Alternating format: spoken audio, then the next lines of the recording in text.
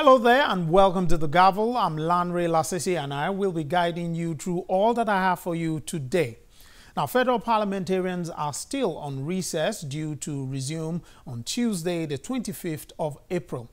What this means is that all that has been happening in the country, from monies being found, monies being disowned, public offices being suspended, have all happened while the lawmakers are on recess. The major news this week is the suspension of the Secretary to the Government of the Federation, Babachir Lawal, by President Muhammadu Buhari over allegations of financial misconduct. We had a chat with the chairman of the Senate committee which indicted the Secretary to the Government of the Federation, Senator Shehu Sani, on that suspension. Also, looking at all that the Economic and Financial Crimes Commission have brought to the fore in the media this past week, some Nigerians have applauded the anti-graft agency, while others have expressed concern over their method of operations. These are some of the issues I discussed with the chairman of the House Committee on Financial Crimes, Representative Kayode Oladele. As the chairman of the committee oversighting the anti-graft agency, he starts with his assessment of the EFCC's conduct in carrying out its mandate. I would say that the conduct has been very impressive and it's in line with the mandate of the commission. Hitherto, the problem we used to have with the EFCC is lack of political will, which is because of the attitudinal problem of the previous administrations to fight corruption.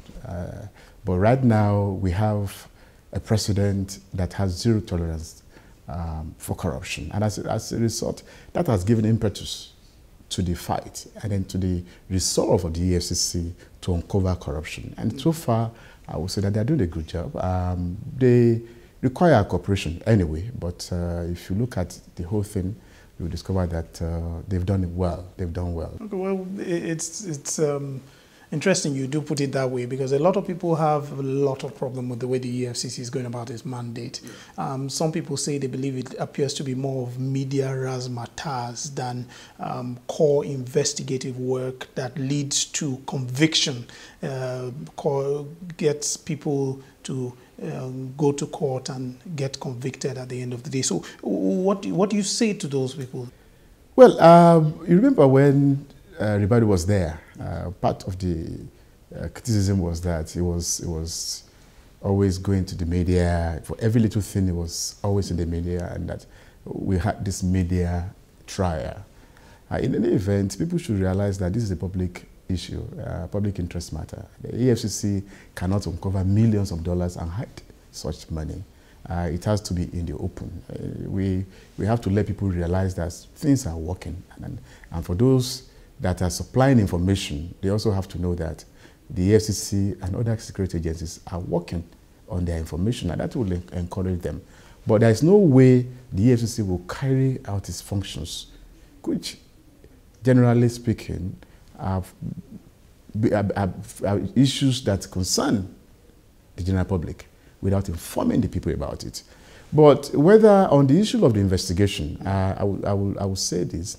You are not the first person to have asked that same question. I remember just a couple of days ago, somebody asked a question that the former president, Olusegun Obasanjo, said that one of the reasons why the EFCC is losing cases in court is because of lack of adequate preparation, lack of proper investigation, as well as the complicity of the prosecution attorneys.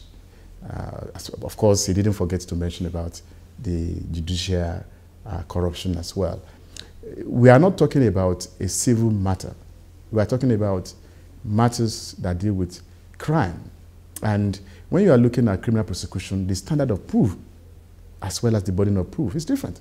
The burden one is on the prosecution. The standard is beyond reasonable doubt. So the fact that somebody is unable to prove his case beyond reasonable doubt does not mean that he did not do his case, his homework very well. It depends on the presentation. It depends on even the attitude of the judge or of the court to the way you present your case. So we know very well that EFCC often faces this type of challenges. And it could also be because people don't come forward to testify with information. Because he who asserts must prove. And if you are the prosecution and you are seeking to take away somebody else's freedom as well as his property, in tandem with Section 20 of the EFCC Act that says that a person convicted under the EFCC Act shall forfeit to the federal government all the properties that form the basis of the prosecution. In order to do that, you have a higher standard of proof because you want to take his freedom, take away his freedom, as well as take his property. So the standard is higher. So I would not subscribe to the fact that it's because of the shoddy investigation. Mm-hmm. But that's notwithstanding. Mm-hmm. I'm not saying that we don't have rooms for improvement.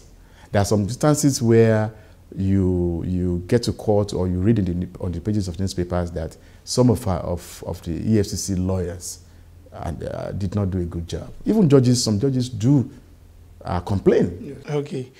I would like to take your reaction to what appears to be the popular thing these days. You see large sums of money, pictures or videos of monies being seized or discovered by the EFCC officials. What do you say to all this that is happening, especially when people feel it appears they put these pictures out even before they complete proper investigation of these funds found? Well, one of